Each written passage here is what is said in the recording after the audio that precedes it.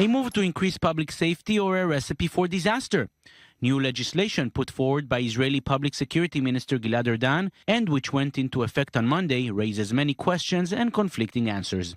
As of Monday, former IDF soldiers who completed their advanced infantry training are eligible to carry guns as long as they do not have a criminal record or a history of mental illness. The legislation also allows former IDF officers to keep their personal firearm even after they retire from service. This means more than 500,000 Israelis can now carry guns with them at all times. Supporters of the move say it will only increase safety, citing the many times in which armed citizens were the ones who helped stop terror attacks as they were happening before the arrival of security forces. More weapons in the hands of qualified people who have used them before will only add to security, says Minister Erdan, but not everyone agrees. I don't like this action. Matter of fact, it is even understatement. I don't think that's a good idea to bring hundreds of thousands more guns to the street.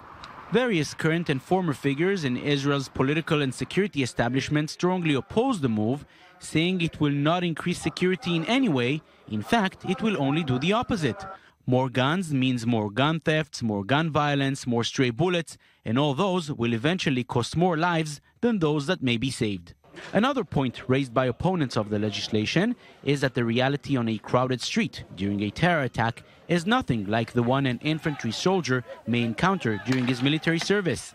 The soldiers are trained in a different way to fight really in a battlefield, not in the streets in this situation. In any way, those who have the weapon with them during their active service, when they are coming to a terror action, usually they react, and many of them reacting well. As in most cases, the success or failure of this legislation will be judged by the next terror incident, if it is successfully stopped by an armed civilian or not. It might also be judged by the next domestic violence murder or any other violent crime. Jonathan Regev, I-24 News.